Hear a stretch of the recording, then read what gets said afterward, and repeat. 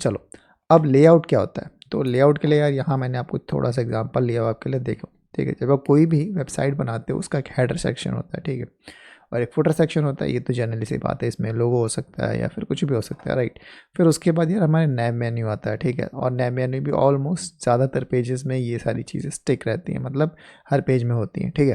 तो इसी को हम बोलते हैं लेआउट। लेआउट का मतलब क्या है कि हम अपने वेबसाइट को एक स्ट्रक्चर देते हैं, ठीक है, एक कॉमन स्ट्रक्चर जो कि हर पेज के लिए एक जैसा है, ठीक है। तो उसके लिए हम क्या करते हैं कि मैं जो कोड है, ठीक है, कोड को ऐसा लिखता हूँ कि यार एक ही कोड हर जगह यूज़ हो। मतलब अगर हेडर है और हेडर के अंदर सारा कंटेंट सेम ही है, फुटर है, फुटर के लिए सारा कंटेंट सेम ही है, ठीक है। तो इन कंटेंट्स के लिए बार बार कोड लिखना मतलब फिजिबल नहीं है, राइट, सही भी नहीं है। तो बेसिकली क्या करते हैं, हम एक बार कोड लिखते हैं और उसी कोड को बार बार यूज़ कर रहे होते हैं, ठीक है। तो अब ये नेक्स्ट जेएस में हम कैसे करेंगे, नेक्स्ट जेएस में अभी हम नेक्स्ट जेएस 13 का एग्जांपल देख रहे हैं, ठीक है, क्योंकि नेक्स्ट जेएस 13 से पहले वो थोड़ा सा अलग तरीके से होता है, ठीक है, और नेक्स्ट जेएस 13 में थोड़ा अलग है। तो यही हम यहाँ बात करेंगे कैसे, ठीक। तो आप देखोगे तो ऐप के अंदर यहाँ लेआउट के अंदर, ठीक है, मतलब यहाँ पेजेस के साथ एक layout.tsx नाम का फाइल बना होता है। यहाँ अगर जावास्क्रिप्ट यूज़ कर रहे हो तो जेएस नाम से फाइल बना होगा, JSX, ओके। और जब आप इसे क्लिक करोगे ना तो यार यहाँ देखो, आपको अच्छे से दिखने के लिए थोड़ा सा और बड़ा कर देता हूँ। तो ये हमारा मेन फाइल होता है, ठीक है। और मेन फाइल को कैसे से पहचानोगे, मेन फाइल को जो नाम होता है ना वो रूट लेआउट होता है। क्या होता है, रूट लेआउट होता है। और एट द सेम टाइम यहाँ HTML टैग्स होते हैं और बॉडी होता है, ठीक है। क्या होता है, HTML टैग्स भी होते हैं रिटर्न के अंदर और बॉडी भी होता है, ठीक है। अब ये जो स्ट्रक्चर है ना यार, ये स्ट्रक्चर सिर्फ और सिर्फ हमारे मेन लेआउट में होता है। मेन लेआउट मतलब वो लेआउट जो सभी कंपोनेंट पे अप्लाई होगा, ठीक है। जितने भी हम यहाँ पेजेस बनाएंगे सब पे जो एक कॉमन लेआउट, सबसे पहला लेआउट पेरेंट लेआउट अप्लाई होगा, उसको हम ये मेन लेआउट कहते हैं, ठीक है, जो कि डायरेक्टली ऐप फोल्डर के अंदर होता है डायरेक्ट, ठीक है। अब इसके आगे क्या होगा क्या नहीं होगा आपको अच्छे से भी समझ में आएगा, ठीक है।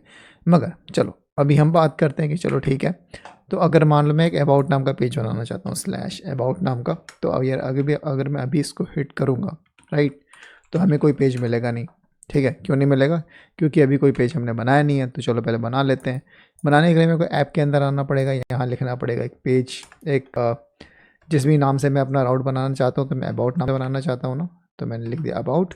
और इस अबाउट के अंदर मेरे को एक फ़ाइल बनानी पड़ेगी पेज नाम से, तो page.tsx हमने लिख दिया। और इसके बाद हमने यहाँ RFCE कोड यूज़ किया है। RFCE क्या करेगा, स्निपेट है, राइट, जो मेरे को रेट का कोड दे देगा, RFCE। और स्निपेट क्यों नहीं काम कर रहा, हाँ कर तो रहा है, ठीक है, बस थोड़ा सा टाइम लिया, राइट। और यहाँ से जो भी हमारा पेज है जो यहाँ से बनेगा वही एक्सपोर्ट हो जाएगा, ठीक है। बट क्या होता है भाई, जो कन्वेंशन होता है कि जो कंपोनेंट है, रेट कंपोनेंट का नाम कैपिटल से होता है, तो हमने कैपिटल कर दिया और मैंने लिख दिया this is about page, this is about page, right. Save कर देते हैं और हम अपने UI पे जाते हैं, तो अब देखो मेरा अबाउट पेज एंटर हो रहा है, ठीक है। मगर यहाँ भी अभी कोई लेआउट नहीं है दोस्त, ठीक है, और यहाँ भी कोई लेआउट नहीं है, ठीक है। तो हम क्या बेसिकली हम एक हेडर देंगे यहाँ, एक फुटर देंगे, ठीक। और जो हेडर और फुटर होगा वो दोनों अप्लाई होगा कहाँ, हर पेज पे। अब मैं आगे जितने भी पेजेस बनाऊंगा, अभी मैंने एक पेज बनाया, इसके आगे अगर मैं 2 पेज और भी आपको बना के दिखाऊंगा ना, तो वहाँ भी हेडर फुटर आएगा, ठीक है। मगर आएगा कैसे, तो इसके लिए मेरे को सबसे पहले चलो एक काम करते हैं, सोर्स फोल्डर के अंदर एक फोल्डर बना लेते हैं कंपोनेंट्स नाम का, ठीक है, कंपोनेंट्स नाम का। और इसके अंदर मैं बनाता हूँ एक हेडर नाम का JSX और फिर फुटर नाम का JSX।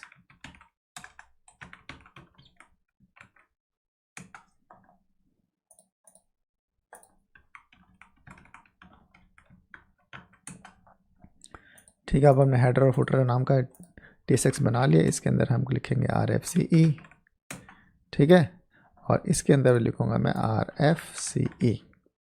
अब यहाँ से मेरे फुटर बन गया मेरा, इसको कैपिटल कर लेते हैं और यहाँ इसको भी कैपिटल कर देता हूँ, ठीक। एट द सेम टाइम यहाँ हेडर को भी मैं यहाँ HS का कैपिटल कर देता हूँ और इसी को कॉपी करके मैं ऊपर भी लिख देता हूँ, ठीक। अब मेरा क्या हो गया, हेडर और फुटर नाम का कंपोनेंट बन गया, ठीक है। अब इसमें बेसिकली क्या है, मेरा ये हेड नाम का ये चीज़ है, ठीक है, डिव के अंदर। तो हम इसको डिव के अंदर ना रख के काम करते हैं, H1 टैग के अंदर रख देते हैं, ठीक है। और क्योंकि H1 टैग को स्टाइल अप्लाई करने के लिए मेरे को यहाँ क्लास का यूज़ करना पड़ेगा, मैं लिखूँगा फॉन्ट ठीक है, या फिर टेक्स्ट से भी शायद होता है। ठीक है, तो टेक्स्ट LG करके एक होगा। ठीक है, तो टेक्स्ट LG नाम से क्लास ले लिया। ठीक है, एट द सेम टाइम यहाँ हमको चेंज करना पड़ेगा इसको भी H1 में, है ना। ठीक है, उसी तरीके से हम फुटर में भी क्या करेंगे, इसको चेंज करके H1 कर देंगे और यह क्लास ले लेंगे और क्लास को हम लिख देंगे टेक्स्ट LG। ठीक है, अब ये LG होने के बाद ये दोनों ही मेरे जो टेक्स्ट है वो बड़े बड़े हो जाने चाहिए, बट अभी कहीं दिख नहीं रहे। ठीक है, क्योंकि अब दिखने के लिए हमें क्या करना पड़ेगा, इस फुटर को और हेडर को अब हम इंपोर्ट करेंगे अपने इस लेआउट के अंदर। ठीक है, जो हमारा मेन लेआउट है इसके अंदर अपन इसको इंपोर्ट करने वाले हैं। ठीक है, तो इंपोर्ट करने का सबसे सही जगह क्या होता है, सबसे ऊपर। ठीक है, तो हम लिखेंगे इंपोर्ट हेडर। तो यहाँ से हमने हेडर इंपोर्ट कर लिया, उसी तरीके से हमें इंपोर्ट करेंगे इंपोर्ट फुटर को, FOOTER फुटर। ठीक, अब मैंने हेडर और फुटर दोनों ही इंपोर्ट कर लिए। ठीक है, अब मुझे क्या करना है, मेरे को इस हेडर को और फुटर को यहाँ यूज़ करना है। ठीक है, तो मैं क्या चाहूँगा, मैं बॉडी के अंदर आऊँगा। कहाँ आऊँगा यार, बॉडी के अंदर। हम आएंगे बॉडी के अंदर। ठीक है, और इस बॉडी के अंदर मैं यहाँ अपना हेडर टैग लगाऊँगा। ठीक है, टैग नहीं मतलब हेडर वाला कंपोनेंट लिखूँगा और इसके नीचे मैं लिखूँगा अपना फुटर वाला कंपोनेंट, फुटर। ठीक है, सो सेव कर देते हैं। तो आप देखो कि यहाँ चाइल्ड जो भी हमारा चाइल्ड होगा वो कहाँ आएगा, इस हेडर के नीचे आएगा और फुटर के ऊपर आएगा। ठीक है, और हमें काम करते हैं साथ में ही अपने इस हेडर और फुटर को थोड़ी सी स्टाइल्स दे देते हैं। ठीक है, तो यहाँ लिख देता हूँ STYLE और इसको हम इंटरनल स्टाइलिंग कहते हैं, आपको पता ही होगा। ठीक है, हम पहले इसके बारे में बात कर चुके हैं वैसे। ठीक, और इसको मैं BG बैकग्राउंड कलर दे देता हूँ ब्लू, राइट, और टेक्स्ट का कलर हम दे देते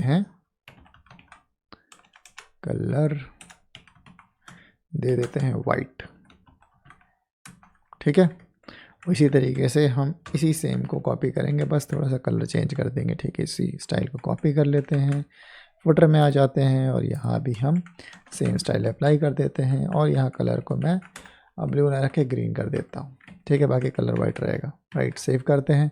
और अगर अब मैं अपनी UI पे आऊँ तो आप देखो यार, एक हेडर नाम का टैग आ गया, एक फुटर नाम का टैग आ गया। ठीक, और ये मेरे इस होम लेआउट पर है। ठीक है, मतलब लोकल होस्ट 3000 पर है। ठीक, अब चलो /about नाम के पेज पे भी चले जाके देख लेते हैं कि वहाँ भी है यार, बिल्कुल यहाँ भी है। ठीक है, यहाँ भी ऊपर हेडर आ गया और यहाँ भी नीचे फुटर आ गया। ठीक है, और क्योंकि यार इस चीज़ में काफ़ी थोड़ा सा गंदा लग रहा है तो हमें काम करते हैं, टेक्स्ट सेंटर भी कर लेते हैं इसको।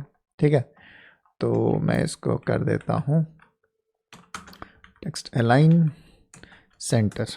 ठीक है, CENTER।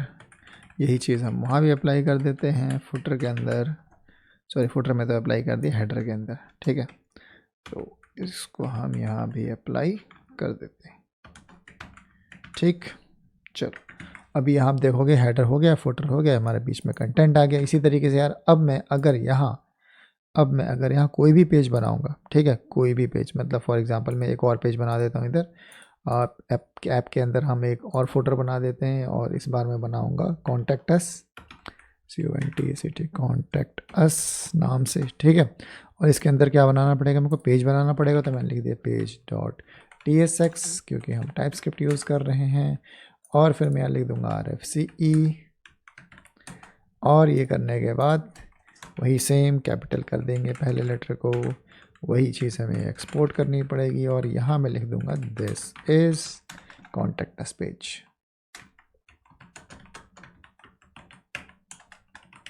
Contact us page, right, save कर लेते हैं, UI पे जाते हैं। और अगर मैं अब यहाँ कॉन्टैक्ट अस पे नेविगेट करूँ तो मेरे को मेरा कॉन्टैक्ट अस वाला पेज मिलना चाहिए। तो this is contact us page, और यहाँ भी अगर आप देखोगे तो हेडर है और यहाँ मेरा फुटर है। ठीक है, दोनों ही है। ठीक, अब मैं आपको आता हूँ Next.js के डॉक्यूमेंटेशन पे। ठीक है, Next.js का डॉक्यूमेंटेशन पे आ जाते हैं। ठीक, और यहाँ हम बात करेंगे लिंक और नेविगेशन की। ठीक है, लिंक और नेविगेशन के नहीं, हम यहाँ बात करने वाले हैं लेआउट्स की। लेआउट्स, पेजेस एंड लेआउट्स के अंदर आ जाते हैं। ठीक है, चलो अब यहाँ देखो, अब हमने बेसिकली इस तरीके से लेआउट बनाया। ठीक है, और ये मेरा मेन लेआउट था। ठीक है, यहाँ भी आप अगर आप देखोगे थोड़ा सा नीचे आके तो यहाँ आपको लिखा होगा रूट लेआउट के बारे में। ठीक है, तो हमारा रूट लेआउट कहाँ है, रूट लेआउट, अच्छा ठीक है, तो ये मेरे को लग रहा है ये हमारा नेक्स्ट जेएस 13 का है क्या?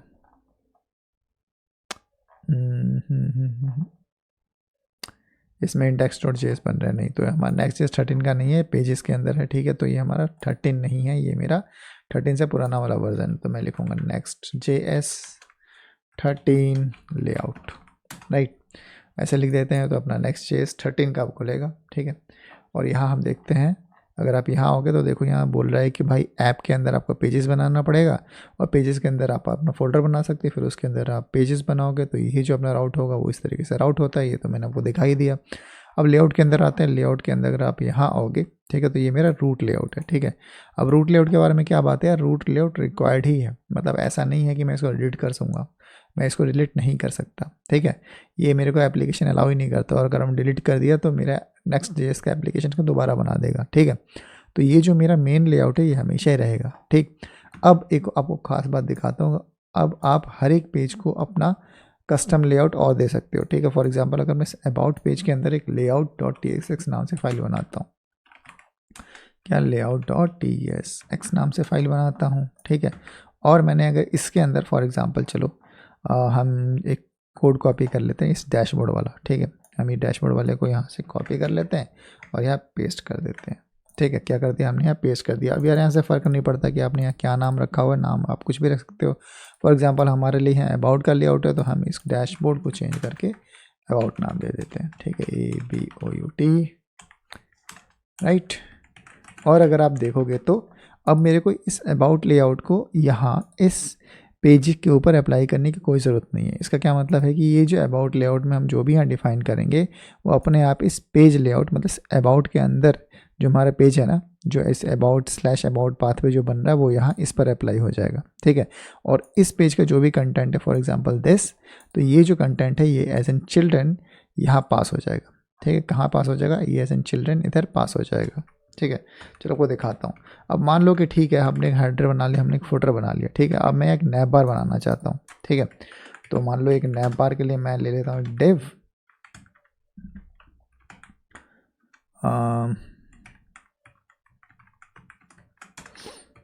चलो यहाँ नैप बार तो है ही, ठीक है। तो हम एक काम करते हैं, हम यहाँ नैप बार के अंदर कुछ लिंक्स ले लेते हैं, ठीक है। और इसके लिए चलो मैं एक लिंक कंपोनेंट यहाँ से इंपोर्ट कर लेता हूँ सबसे पहले, जो मेरे को नेक्स्ट जेएस खुद प्रोवाइड करता है। तो मैंने यहाँ कर दिया इंपोर्ट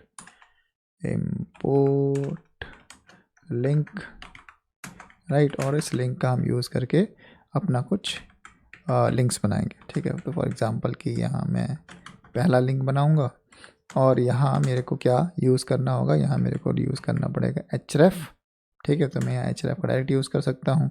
और इस href में मान लो कि मैंने इनिशियली दे दिया contact us, CONTACT contact us, ठीक है। तो यहाँ से आप कॉन्टेक्ट अस पे जा सकते हो, और एक आपके पास लिंक है जिससे कि आप दोबारा से होम पेज पे जा सकते हो, ठीक। कहाँ जा सकते हो, होम पेज पे जा सकते हो। और इसको हम लिंक को ऐसे ना रख के हम इसको ऐसे कर देते हैं, और यहाँ लिख देते हैं कॉन्टेक्ट अस,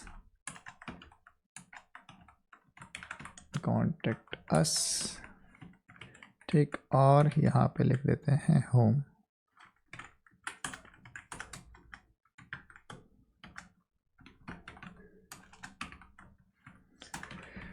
ठीक है।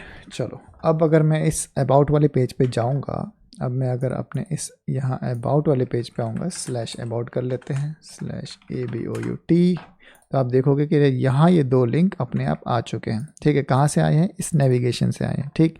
और मैं आपको खास बात बताता हूँ कि अगर मैंने इस अबाउट के अंदर कोई नया पेज बना लिया, ठीक है। फॉर एग्जांपल कि मैं बोलता हूँ अबाउट चाइल्ड, ठीक है। तो मैं मान लो यहाँ एक नया फोल्डर बनाता हूँ चाइल्ड नाम से, ठीक है, CHILD,